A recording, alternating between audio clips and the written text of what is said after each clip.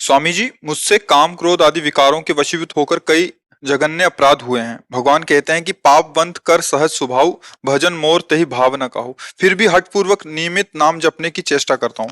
सब प्रकार से अयोग्य होने पर भी रघुनाथ जी की अकारण करुणा का अनुभव होता है। रघुनाथ जी से माधुर्य भाव से प्रेम करना चाहता हूँ। वृंदावन में भी ठाकुर जी से यही मांगता हूँ कि रघुनाथ के चरणों में खूब प्रीति हो। महाराज श्री, आप राधा रानी के निज जन हैं, आप कृपा करके बताइए कि मैं क्या करूं कि मुझे रघुनाथ जी से प्रेम।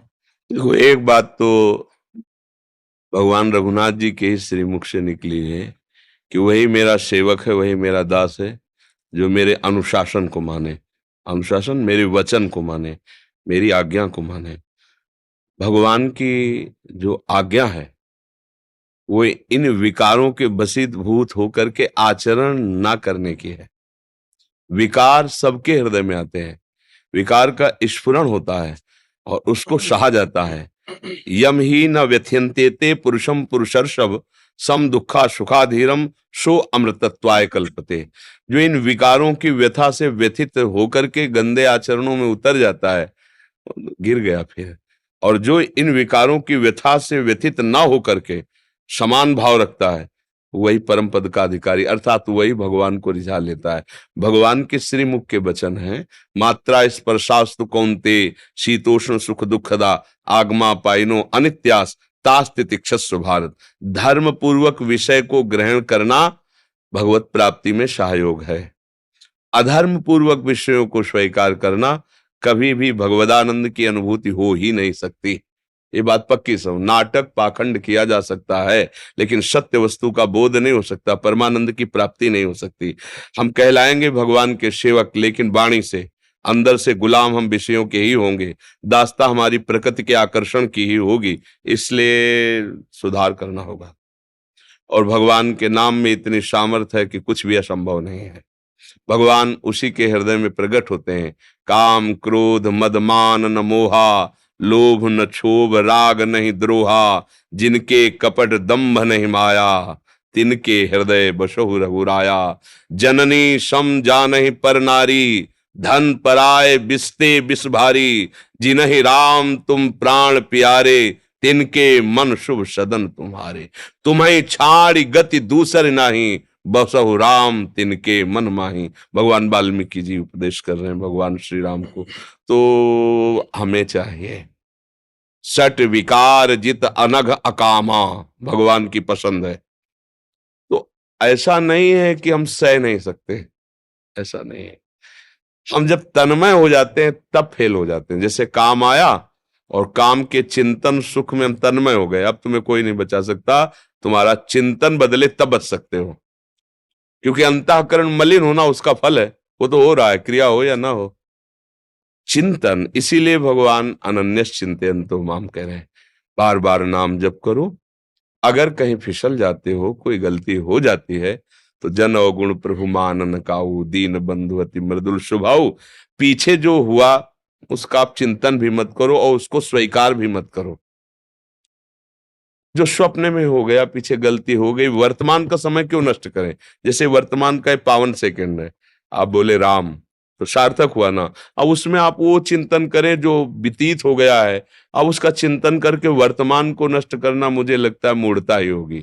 आप उसका चिंतन भी मत करो और उसकी चिंता भी मत करो। अहम तो हम स्वर पापेभ्यो मोक्षयिष्यामि मा शुचा, श्री भगवान कह रहे ना, इसलिए चिंता मत करो, खूब नाम जप करो। हमारे सबसे गलतियां होती हैं और प्रभु का स्वभाव करुणामय है, वो क्षमा कर देते हैं। पर हम जानबूझकर बार बार गलती ना करें, चेष्टा हमारी ना करने की है। आगे भगवान की सामर्थ्य से जीव माया पर विजय प्राप्त करता है। समझ पा रहे ना जी। अर्जुन जी इंदौर से। राधे महाराज जी, आपके चरणों में दंडवत। गुरुदेव, लगभग 4-5 महीने से नाम जप चल रहा है। नाम में रुचि भी बढ़ी और आनंद की अनुभूति भी होती है, पर कभी कभी खूब मन लगाने पर भी मन नहीं लगता। नाम लेने पर भी परेशानी आती है, तो मन में अशांति आ जाती है। महापुरुषों ने भी कहा है, कबहू तो थोड़ो भजन, कबहू होत विशाल, मन को धीरज छुटे नहीं, गाहे न दूजी चाल। अभी मन की दशा से थोड़ी ऊपर उठ गए हो 4-6 महीने भजन करते हुए। अखंड भजन तो तब चलता है जब मन की दशा बदल जाए, मन भगवदाकार हो जाए। तो बहुत जन्मों का बिगड़ेल मन, आप कह रहे हैं कुछ दिनों से लगने लगा, तो आपने मानो बहुत बड़ी यात्रा तय कर ली, मन ही नहीं लगता, आपका लगने लगा, मतलब आपने उस पर अधिकार कर लिया है। अब धीरे धीरे आगे बढ़ जाएगा, धीरे धीरे अचंचल होने लगेगा, धीरे धीरे संकल्प विकल्प कम होने लगेंगे। हमें हारना नहीं है। गहन दूजी चाल, अब मन नहीं लग रहा तो चलो गंदी बातें सोचे, गंदी बातें करें, गंदी बातें देखें, गंदी बातें सुने, गंदे लोगों के बीच में बैठे, फिर बिगड़ जाएगा, फिर नहीं बनेगा। गहन दूजी चाल, लगे या न लगे। हम कई बार सत्संग में बताया है कि नाम में स्वयं की एक अपार सामर्थ्य है। जैसे अग्नि की सामर्थ्य दाहिका शक्ति है, आप जान के छुओ, अनजान में छुओ, जबरदस्ती कोई छुआ दे या भूल से छू, सबका परिणाम एक ही होगा, वो जला देगी, उसमें दाहिका शक्ति है। ऐसे मन लगे तो राम कृष्ण हरि, मन न लगे तो राम कृष्ण हरि, फल बराबर मिलेगा। उसमें कोई भाव कुभाव न खालसहु, नाम जपत मंगल दिस दसहु। इसलिए निरंतर नाम के प्रति तुम सुदृढ़ भाव रखो, भले न कर पाओ लेकिन भाव ये रखो कि मैं निरंतर जपूंगा, मन लगे या ना लगे, अशांति हो या शांति हो, दुर्गति हो या सदगति हो। अब एक बार तो मैं छक के नाम जप करके देखूंगा, संत जन कहते हैं, शास्त्र कहते हैं, क्या होता है, एक बार देखूं। न जाने कितने जीवन हमने विषय भोगों में दिए, अब एक जन्म में भगवान के नाम, अभी अभी तूफान मच जाएगा। पर हम लोगों का क्या है कि निश्चय बहुत फिसड्डी स्वभाव है। अभी कह रहे ब्रह्मचर्य से चलेंगे, अभी कह रहे संयम से चल रहे हैं, और जहां सामने भोग आए तो सब भूल जाते हैं, उन्हीं में फिसल जाते हैं, हाथ कुछ नहीं लग पाता। इसलिए दृढ़ बनो और दृढ़ता से भगवान का नाम जप करो। एक दिन ऐसा आएगा कि नाम छोड़ना चाहोगे तो भी नहीं छोड़ पाओगे। स्वामी अखंडानंद जी महाराज वृंदावन में थे, एक समय अंतर ध्यान हो गए, तो एक शिष्य आया और बोला, महाराज आपसे एक बात करनी है। तो कहा बताइए। बोले, आपने जो नाम दिया था, राम राम राम, 18 साल हो गए जब तक हमें कोई लाभ नहीं हुआ। संत बड़े विज्ञानानंद घन होते हैं। उनका तो आप हमें क्या मानते हैं? बोले गुरु। बोले हमारी कसम है, कल तुम इसी समय आना, मैं तुम्हें दूसरा मंत्र दूंगा जो बहुत चमत्कारिक है, पर अभी से लेके कल तक एक बार भी नाम मत जपना, ये तुम्हें हमारी कसम है। चलो निकलो। और वो जी ही बार तो पूर्वाभ्यास, अब गुरु की कसम, वो सीढ़ी नहीं उतर पाए, लौट के आके रो के चरणों में गिरे, महाराज जी कसम तोड़ दीजिए, मैं जी नहीं पाऊंगा, नाम को रोक नहीं पाऊंगा। बोले ये मिला है, 18 साल से जो कह रहे कि मुझे क्या मिला, तो ये मिला है कि तुम भगवान के नाम के बिना जी नहीं सकते। अब तुम्हारी सदगति में कोई संशय थोड़ी, निश्चित निश्चित तुम्हारे समस्त अशुभ नष्ट होकर तुम्हें भगवदानंद की प्राप्ति होगी। अब जैसे आज से आपको, अभी आप 3-4 महीना की बात करते हैं, आपको हम ही कहते हैं कि आज के बाद तुम नाम नहीं जप करना, तो यहां से गेट नहीं पार पकड़ पाओगे, 10वीं बार नाम आएगा, वही होगा कि मैं कैसे छोड़ दूं, ये तो छूटी, यद्यपि निरंतर नहीं चल रहा, अभी कोई परमानंद की अनुभूत, लेकिन आप रो पड़ेंगे यदि वास्तविक 2-4 महीने ही जप किए। देखो आपको बताते हैं नाम की प्रीति किसे कहते हैं। प्रारंभ में जैसे 10 मिनट आप नाम जप करते हैं, केवल 10 मिनट 24 घंटे में, अब 10 मिनट बैठे आप माला लेके, इतने में आपके परिवार का कोई प्रिय से प्रिय मित्र भी आके आपसे बात करने लगे तो आपका मन ही बुरा मानने लगेगा।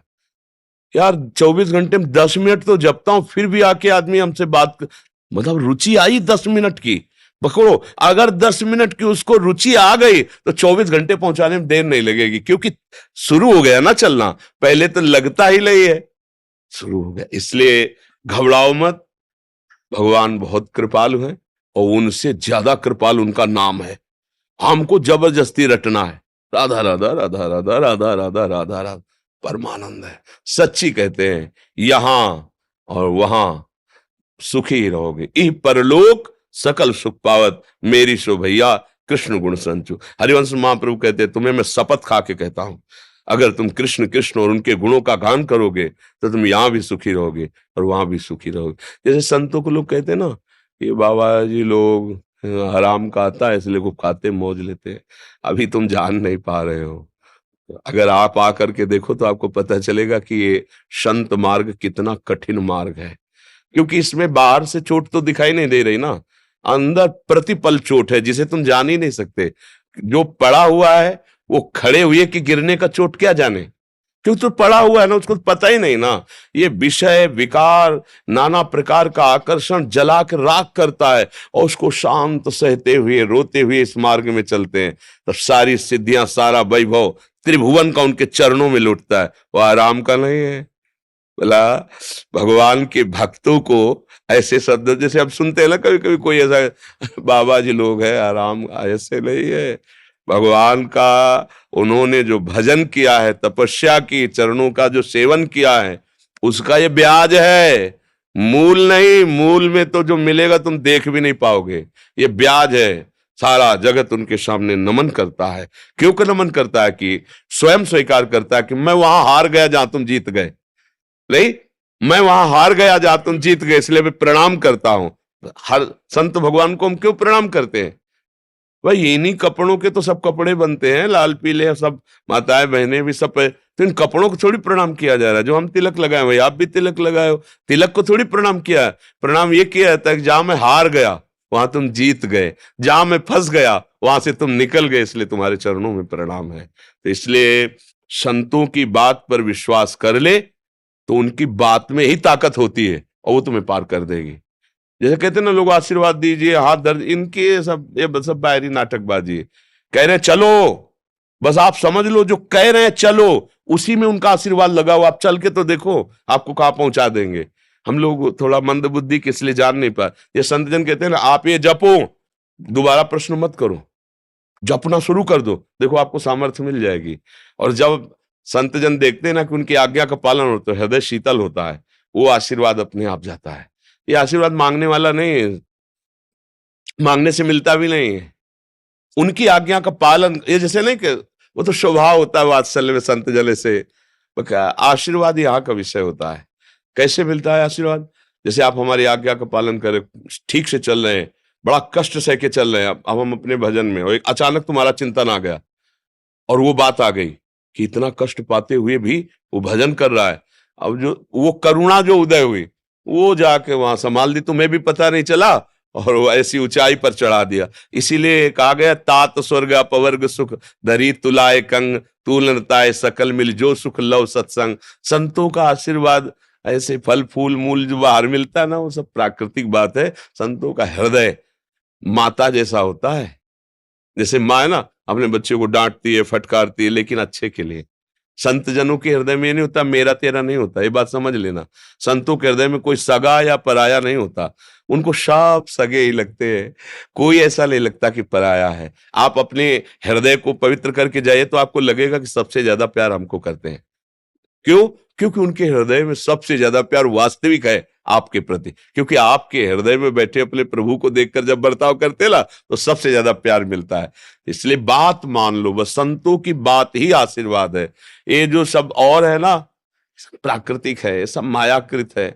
जादू टोना ये वो ये सब तुम्हें दुखी ही करेगा, सुख नहीं प्रदान कर सकता। पक्का समझ लीजिए, सुख प्रदान करेगा तो गोस्वामी तुलसीदास जी कहते हैं, मैं भगवान शंकर को साक्षी करके कहता हूं, मेरी जबान गल जाए अगर झूठ तनिक भी हो, हमें जो कुछ प्राप्त हुआ है 2 अक्षर से प्राप्त हुआ है, राम। गोस्वामी जी कहते हैं जितने भी संत हुए हैं, बड़े बड़े भागवतिक वैभव, सब भगवान के नाम से। तो आप क्यों नहीं जप सकते? आप में क्या कमी है? आप भी तो भगवान के वही अंश हैं जो वो संत अंश हैं, वही अंश हैं आप निरंतर जपे तो उसी स्थिति को आप प्राप्त हो जाएंगे। और आप सच्ची मानो, अभी आपको एक सुई आपकी जानकारी में चुभोना चाहे तो आप भयभीत हो जाएंगे। और अचानक घटना में कुछ लग जाता है तो देखो सहज नहीं जाते, हाथ टूट जाता है, हाथ कट जाता है, आप सह जाते हैं। सोचो इतना कष्ट सह जाते हो, और ये काम क्रोध आदि आपको जरा सा लुभायमान करते हैं, उसको आप क्यों नहीं सह जाते हो? क्योंकि आपने सहने की बात ही नहीं सोची है, आपने भोगने की बात सोची, इसलिए फिसल जाते हो। नहीं, आप में इतनी सामर्थ्य कि आपको कोई परास्त नहीं कर सकता। सच्ची बात मानना। अच्छा, जैसे आपको जेल मिल गई, अब आपको वहां अनुकूलता तो मिलती नहीं, लेकिन जीते हो ना, तो बोले मन मार के जीना पड़ता है ना। हाँ, ऐसे तुम यहां अगर मन मार के जीना सीख जाओ तो तुम महात्मा हो जाओगे, नहीं हो जाओगे?